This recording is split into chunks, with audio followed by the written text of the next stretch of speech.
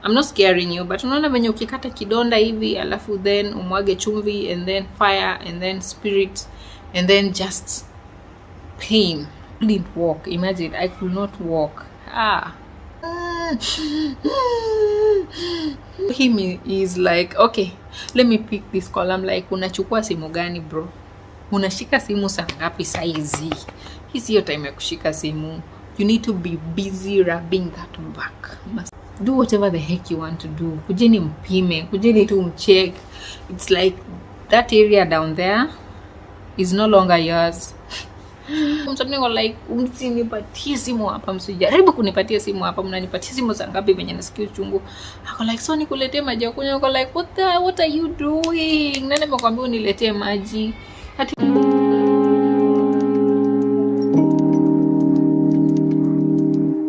Hi, welcome back to my YouTube channel, and if this is your first time to see me, and if this is your first time to tune in, karibu sana, you're most welcome to this great family which is growing so fast currently.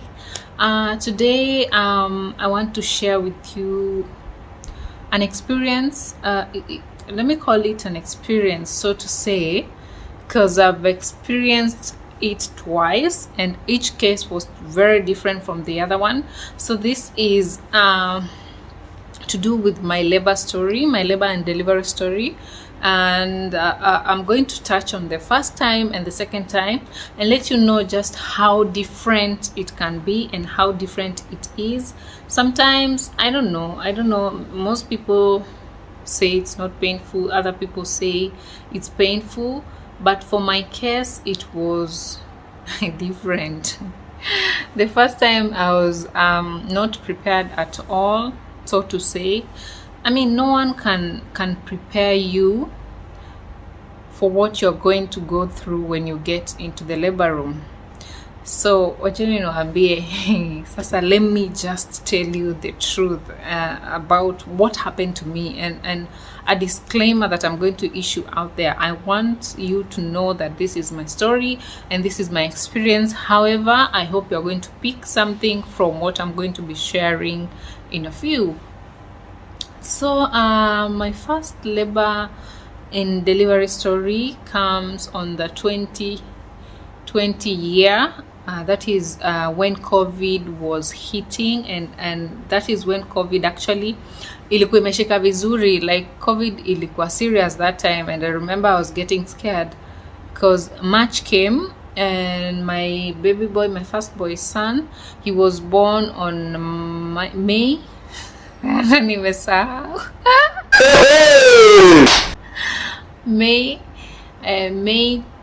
6, 2020. That is next month. His birthday is coming up, and of course he was late. Nilibeba for long. That is what I mean, because if you don't know, pregnancy you carry for 9 months, and I don't know.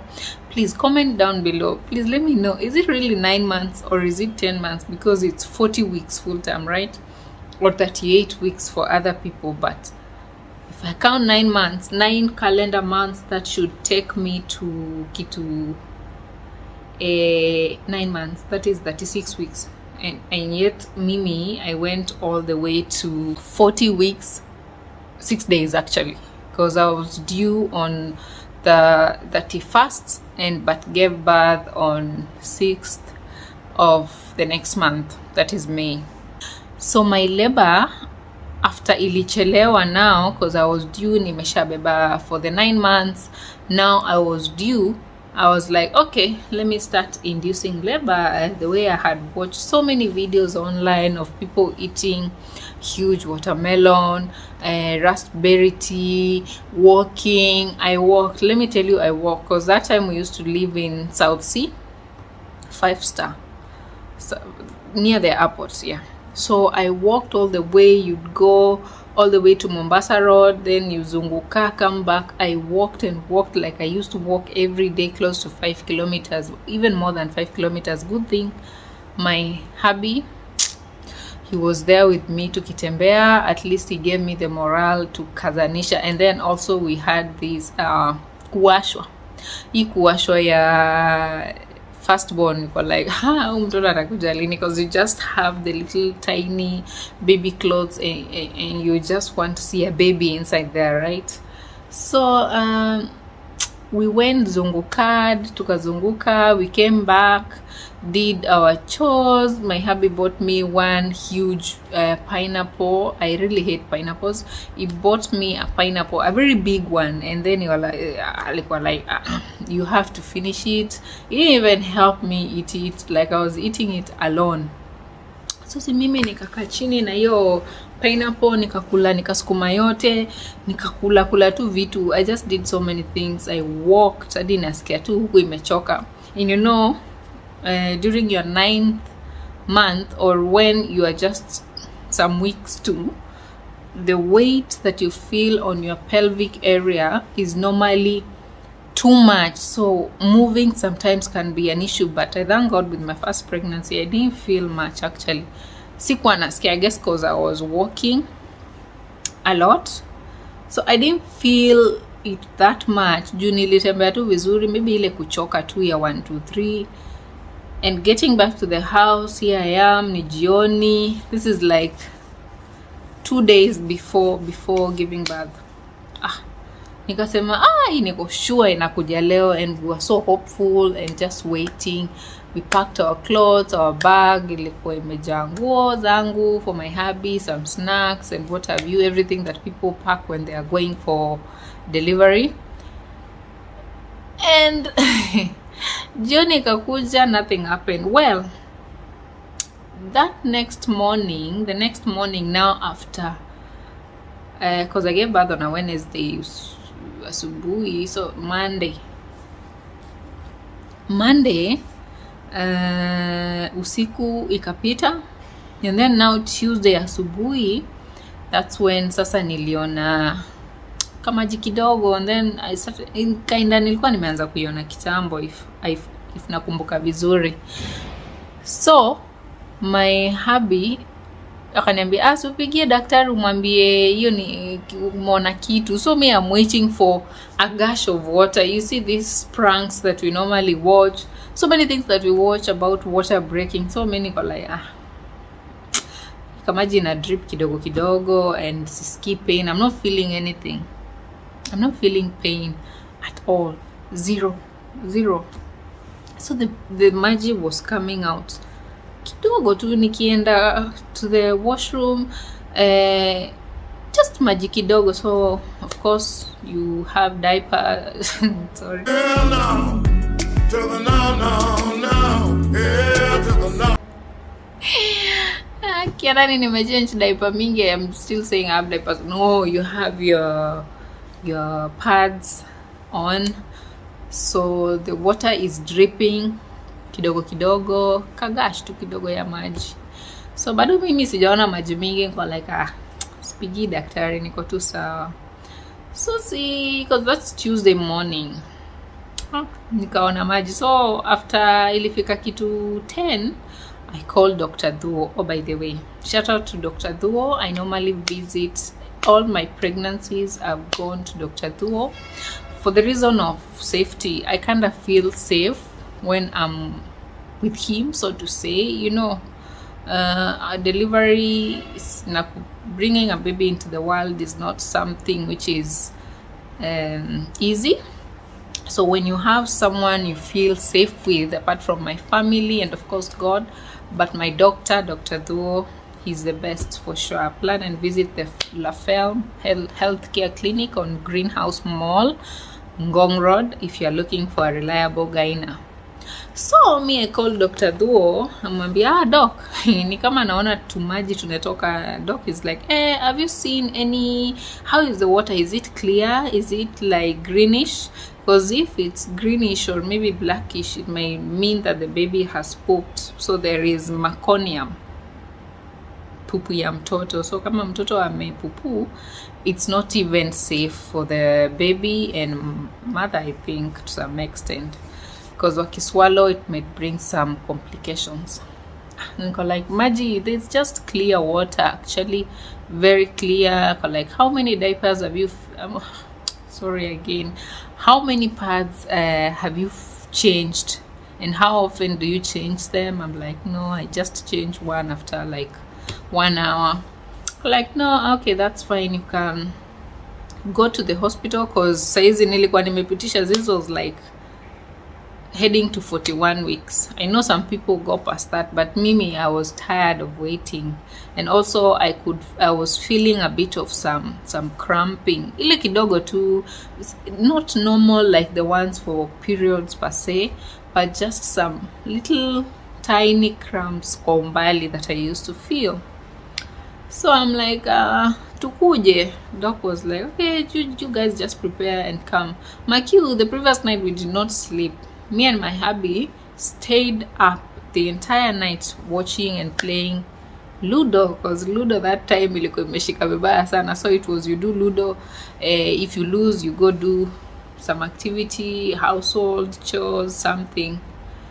So we played Ludo the entire time. I'm calling my sister, ako like, hati mnacheza Ludo badala mwenda hospitali. Niko like, si tuko sawa tu, mtoto akiamua kukuja we will be ready. So yeah, we prepared, of course, tukakula and our bags kwa gari, chop off to the hospital. So the hospital I delivered in with my first baby was Coptic Mission Hospital on Ngong Road. It's also okay, so to say, much as there have been some negative stories out there. I was scared at first to use them, but all I can say, they were cautious. I think they learned and waka changed some of the things they were doing. So I go to the hospital. The only part that pissed me off, and the only part that I did not appreciate, was the time they keep you waiting hapo chini before they give you a room mali una labor. You know, you are tired, you are feeling some kind of way, and you honestly need a place where you can rest and just wait for your baby, you know. So admission process takes some time in Coptic, and to go there there's no booking earlier. You have to like walk in. If you had brought your letter in your gyna, if you had brought it earlier, then now you can just come walk in. If there is a room, they will direct you to the room. So for us, we had booked the VIP room. I think now it's going for 14k per day, if I'm not wrong. That includes food, of course sleeping, and then if you have escort, because they allowed escort. My hubby, he stayed there for every other night that I was in the hospital, so they charged him, I think, 1,000 iyo wakati 2020. Anyway, so we got there. I'm directed to the emergency room. Actually, there's a girl, a nurse. We went to school together in Nakuru Girls. Sharon. I don't remember the other name, but Sharon, thank you so much for being a part of my journey. She was in 4G, I think 4G or 4H somewhere. Yeah, if you know the Sharon, the brown girl. Yeah, thank you, Sharon. So we went there, nikapelekwa emergency. Of course, you know, okay. After kufika emergency, now you need to be checked. Hey! The doctors go in and just pray that you get a doctor mwenye ako na mikono kidogo, because if they have big hands, the pain that you feel down there wakati anaingiza hiyo mkono, because they are checking your dilation and see how far along you are. Remember, mimi sikuwa nimejua kama dilate or something, because no, I had dilated 2 centimeters. Yes, I remember I had dilated 2 centimeters because when I got to my last appointment, the doctor did that membrane swipe. You know that membrane swipe to anafanyaga nini, to soften your cervix, ndio sasa push labor ianze. So doc that thing is painful. Let me not lie to you, it's painful and uncomfortable, because the mkono mbili, and then now anazungusha Anazungusha, ana swipe. Then there is a bit of some bleeding and you're okay, you're good to go, but now you feel a bit of some cramping from then. So hii inasaidia ku activate labor because you are still at the early stages of labor. Bado active labor ijaanza. So I go again. I mean, I didn't know that they are going to do that so soon. And again, I only thought that it's my doc who is going to be doing that measuring thing alone. I mean, not so many people down there. I mean, everybody too mwenye. Oh, how far are you? How far are you? How many centimeters are you? Kila mtu na mkono, some big one, some dogo. Hey! Somewhere there. So yeah. I go to the emergency, the doctor checks me, she's like, you are actually 5 centimeter dilated. I'm like, 5? I didn't even feel any pain. How am I at 5? Actually, she said 5.5 I'm like, oh, okay, that's fine. I'll probably, by the end of the day, I'll get to 10 centimeters without pain. So I was happy that I'm not feeling pain. Yay! So actually, if you're not feeling pain, you should actually feel sorry for yourself because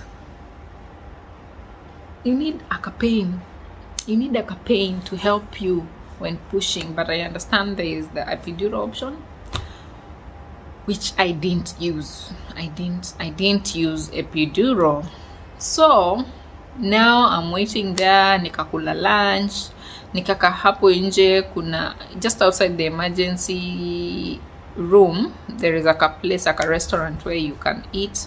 So we ate and waited. We were checked in at 4 p.m. headed to 5 p.m. Remember, tulijileta hospitali 11 a.m. So 5 p.m. we checked in, so they served me. Nikakula vizuri. So you are encouraged to eat. Kula food yako vizuri because of course you need the energy to push. The pushing part, I think I was pretty much prepared for pushing, but then again I was not prepared for the amount of pain yenye ningesikia. So the doctor calls because now the nurse comes. Anaangalia, anasema, okay, we are going to call your doctor, so your doc is going to come and check how far you are, see kama ume progress, and then now we can take you to the laboring room. There is a different laboring room which is different from where you're going to be sleeping. You need to add the word where you're going to be sleeping and nursing your baby from. So I guess okay, sorry. So the doctor comes at around 5 p.m. That is after nimemaliza kukula food. Doctor anaingia ananiuliza, hey, you okay? The good thing with Dr. Dho, Dr. Dho will not make you even feel scared. He will make you like just feel like kumbe I can do it, kumbe ni kitu rahisi ya mimi nikiingia hapo hiyo labor itaniona. So the doc was like, oh, okay, you're doing well, that's good. And now he goes ahead to tell me, okay, but now since your water broke and we don't want to risk your baby getting any infection, because my water broke like more than 24 hours ago, so it could be risky for the baby. Less than 24 hours, sorry. So it could be risky for the baby because the water sasa ilikuwa imeanza kutoka mingi, the water broke, and now at this level we need to at least induce labor ndio sasa ni go into active labor and give birth. Honey, you've got a big storm coming. Muuliza, what do you mean by inducing? Like hiyo yenye uchungu watu wanasikiaga, doc, is that what I'm going to go through? And the doc was like, yeah, let me not lie to you, it's a bit painful, it's going to help you. Trust me, I didn't know the pain. Mimi sikuwa najua uchungu ya kukua induced. So the nurse goes anarudi ananiekea hiyo drip, so nikiwa drip hapa and some water, hiyo maji inatoka ka drop kadrop kamoja hivi, so I was like simfungulie hii maji mwagika haraka ndio iishe labor ikuje. Then they were like, hii maji ukiekewa yote mingi utashikwa na wazimu, for sure. Like so ita drip hivi hadi saa ngapi? It will drip until you're 10 centimeter dilated and give birth, and then also unaweza kaa nayo kidogo to help you with the bleeding so that you don't bleed a lot after you've given birth. Kamaji kakawekwa, I was expecting, maji iliwekwa, I was expecting a lot of pain. So after maji kuwekwa, and this time round I'm like sasa kama maji imewekwa, I should be in labor, active labor maybe in the next 2 hours or so. This is 5. So uchungu ilikam. It's not like ilikam, but sasa ilikuja kama ile yenye cramps, because I remember in high school or those days I used to have very painful periods, so to say. My menses zikikuja zilikuwa zinakuja na a lot of pain, because I would leave class, go sleep somewhere, and it used to be unbearable. So even ndo ilikuja, but since my mind can record it and bado akili inakumbuka, I was like, okay, kama inakuja hivi naweza vumilia, because I'll just sleep through it iishe. So tulikaa with that kind of pain. I kept on walking. Nakumbuka nikitembea on the corridors, walking outside. Natembea tu with my water, nikienda nikirudi, just to induce labor and to make sure that mtoto anashuka zaidi. On the corridors, there was a lady in labor. I remember I could hear people in labor, and the way they were screaming, I was just there. I laughed. Hey y'all, come look at this. Wow! Then I laughed. Sikuwa najua yangu inakuja. But I didn't scream, don't worry. I did not scream. Mimi ni strong bwana. I didn't scream, but of course I felt a lot of pain. So kitu saa 5 into walking, when I was sasa lying, because I went back to the ward nikalala, because the pain is not coming anyway. So what should I do? Sinilale kidogo, at least I save the energy. Ndio by the time inakuja, uchungu ikikuja hiyo mingi yenye nasikia itakuja, nikuwe na energy to do it and at least to hold on. When I was just there lying on the bed, nilikuwa nimelala tu hivi, I felt a sudden drop of the head, like unasikia mtoto ameshuka pum hapa chini, and then pain, uchungu ilikuwa inakata hapa chini, just after you're growing up to chini, just where the you feel like the bladder yako inakatika, but not the bladder really. There's pain, there is stabbing. My back was on fire. Huku kando I was feeling it, like I was feeling so much pain, uchungu mingi sana, fire. Like unaona venye, I'm not scaring you, but unaona venye ukikata kidonda hivi alafu then umwage chumvi, and then fire, and then spirit, and then just pain. It was painful. I would hold it like this. Ikikuja, because that's now active labor. Ikikuja, it comes within intervals. If you can do some research about timing your labor. I was not timing, but I was having it in my head. I knew for sure what was going on. All this time I had been checked. The nurses kept on coming and checking my vitals, checking the baby's heartbeat, and that was the most annoying part, because they need to check the baby's heartbeat, but now my labor is progressing. I remember I didn't even want to go to that labor room because the bed kwanza was very uncomfortable. Ilikuwa kama hizi beds za shule, hizi za high school, kwanza za primary, the ones which for those who maybe walijipata boarding school.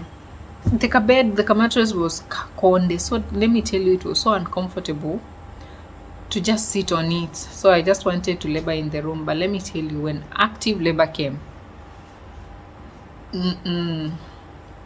I just told my hubby twende nipeleke karibu nao nurses vile nasikia siwezi kaa hapa. I can feel the pain right now. I can naisikia. So me, I go, tunafika hapo, the nurses come again, and the most uncomfortable part of being checked how far dilated you are is when a contraction is coming, and then now some nurse is just down there trying to check again. Wameweka hiyo kitu ya heartbeat ya mtoto just to check kama heartbeat yake iko sawa, and then you have to lie down. And me, my comfortable laboring position was like now sitting down like this. Nikae tu, I just do like this, feel it coming at the end. I tried all the other labor positions like kneeling down, standing up, walking. I couldn't even walk. I tried walking from hapa adi, like take 2 steps and get to some other place, and I couldn't walk. Imagine, I could not walk. Then my mom was also calling. This time round now it's like 1 a.m. I'm still, the nurse who came, I think she was a bit disappointing for me because I had progressed. I was like at 8 centimeters, so to say, and she came in, checked me, and I remember it was so uncomfortable, me lying there, and she's checking the centimeters. Amenifunga. I'm also in pain because the pain was coming like after every 30 seconds ilikuwa inakuja, and it was a lot. It was a lot of pain, so I had to sleep, lie down. You lie with your back and hold it, and that time you're feeling all the stabbing, you're feeling all the pain, you're just feeling it, and it's too much. So me, she checked and she told me, oh, you're 6 centimeters. I'm like, what? You mean I have not progressed? You mean all this pain that I've been feeling for so long, I have not progressed? And then there was also a lady next to me. I just thank God for her. She ended up in theater because she was not progressing as well, and she was not induced, but her labor was just too painful and she was not progressing. She was in pain. She was just next. So me hearing her scream, and also I'm feeling the pain, ilikuwa mbaya, because that pain did not even allow me to realize that it was raining. Seriously raining. Me, I was in that gown, and if you don't know, a disclaimer, they do not allow you in the hospitals to wear your panties. You can carry those, but those ones, the big maternity pants, diapers, but you have to wear those after like you've given birth. But before that, they give you these diapers, pads that you have to wekelea tu katikati ya mguu and then support it with mguu, and you have to walk, move around. It's moving in a songa. It's uncomfortable, and you need to hold it so that the water coming out isiende to everywhere. Ilikuwa too messed up. I was just asking God, yeah, surely, when is this baby coming? And please, if you know, let me know so that I know how long I'm going to hold on to this, how long I'm going to just sit here. Then my mom called. At that time, I was feeling the pain. I was like, I didn't want to scream, but I was really feeling it. It was so bad. I was like, my husband was very busy rubbing my back because I told him, please continue rubbing my back. So he's like, okay, let me pick this call. I'm like, unachukua simu gani bro? Unashika simu saa ngapi saizi? Hii sio time ya kushika simu. You need to be busy rubbing that back. Massage hiyo mgongo, finya hiyo mgongo, because you just need more and more pressure. Unamwambia finya hiyo mgongo. At least in some way una feel relief, I don't know. So time ikasonga. Saa 8 they come back again to check you. They check, I go like, oh, you are 8 centimeters now dilated. I'm like, okay, that's okay, but let me tell you, between saa 8 and 5 when I was walking to the delivery room. I think nilisonga pole sana because I was there. I was sleepy and tired because I didn't sleep the entire night, the previous night.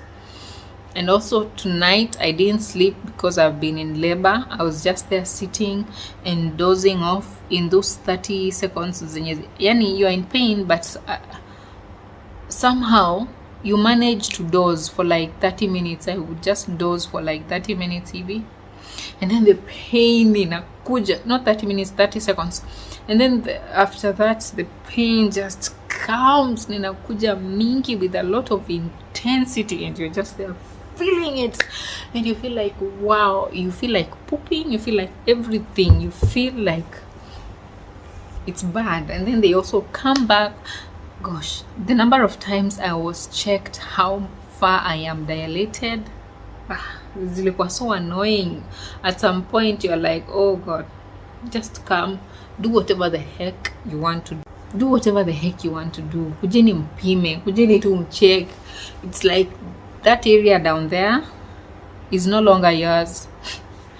Sorry to say, but it's no longer yours. Like, everybody is just down there in your business, doing whatever they want to do. They tell you the centimeters. Okay, ma'am, we need to check nini nini. I thank God the nurses were good nurses, and they were friendly to me. Hawakukuwa wabaya, walini understand. I think I tried also to not cause drama. I didn't cause drama because that pain can make you just be dramatic. So my hubby comes, my mom calls, ako like, unataka kumsaidia? Ako like, msinipatie simu hapa, msijaribu kunipatia simu hapa, mnanipatia simu saa ngapi venye nasikia uchungu. Ako like, so nikuletee maji ya kunywa? Ako like, what are you doing? Nani amekwambia uniletee maji? Ati please kunywa kidogo. That time it was annoying. Sasa I was beginning to get annoyed. Namwambia, toa hiyo maji yako hapa, usijaribu kuniletea maji hapa wewe. And then he walks, anaenda. Niko like, unaenda wapi? Where do you think you're going? Unaenda? Rudi hapo ukuje urabi mgongo, unaniacha peke yangu aje? Rudi. That day my hubby saw fire. So he goes, anasema wacha basi nikuletee sweater, because I didn't realize that it was cold. He went to get a sweater, akaniletea, but all I could do at that time is just to complain, because I didn't want to see him out of my sight. Me venye mnasema people, you don't want to see them hapo karibu. I just wanted someone there, and he was there for me. My mom was worried, kept calling, but at least relieved that I was with someone. So fast forward, me now tired, dozing off, but now trying to puke because I feel like the pain is too much. It's getting to my head. My entire body is painful. Literally na throw up to maji because I think the whatever dawa inakuwaga na kitu ya kukuzuia usitapike. So I'm like, babe, I feel like fainting, nasikia ku faint, please. Ni hiyo ambie huyo daktari aniletee inaitwa nini, epidural, anisaidie na painkiller. But like, no, that nurse, I really felt like alinikosea sana, because they anyway, it's not like I was going to get an epidural, but I remember telling them, please, if I can't get an epidural, because they told me, no, epidural now, that business you have to discuss with your doctors. I'm like, if I can't get an epidural, then please give me a damn painkiller. I need a painkiller. Nipunguze hii uchungu. Ako like, no madam, hiyo sio possible. Nikamwambia doc, mtatoa hii maji basi. Mtatoa hii maji amba mimi nitaingoa. Mtoe hii maji.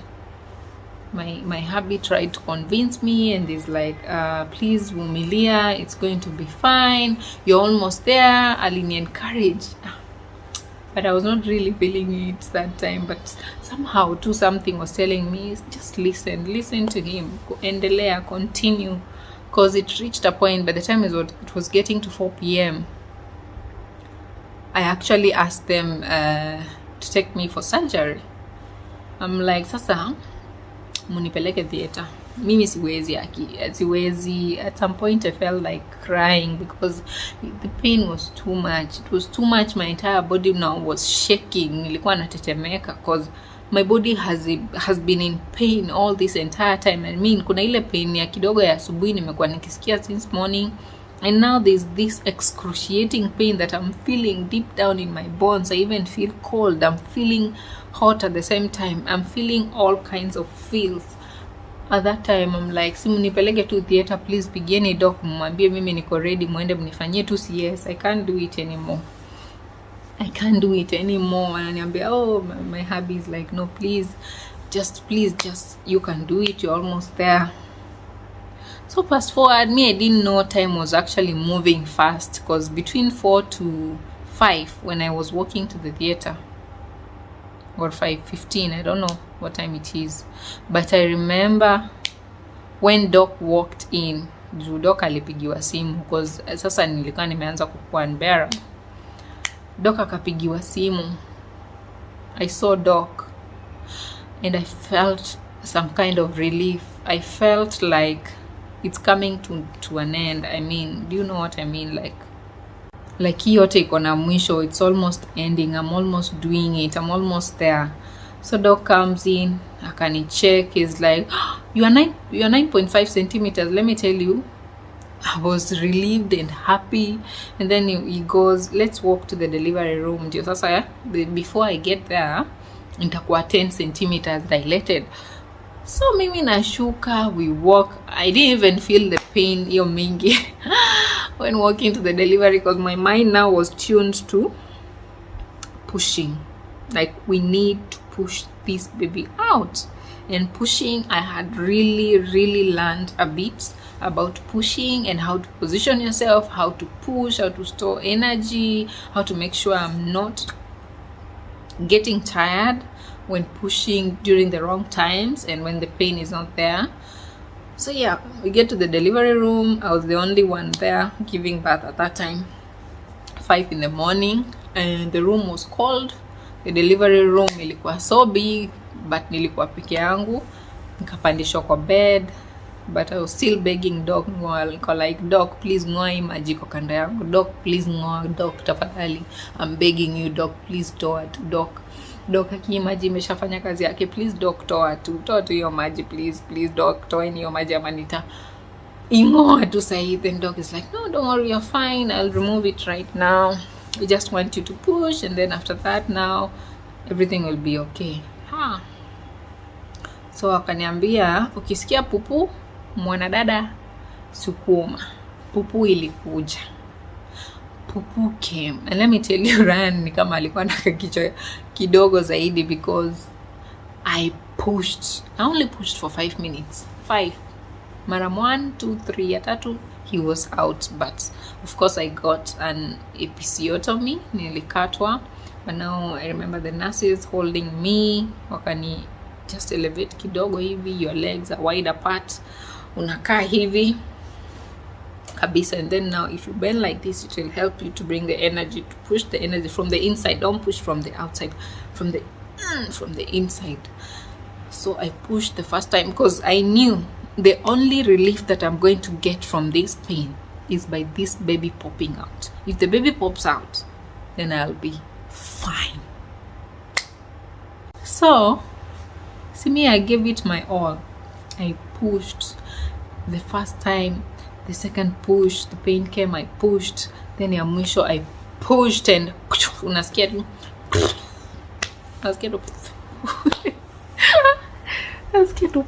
kitu kameanguka tu hapo, mtoto ameshikiliwa.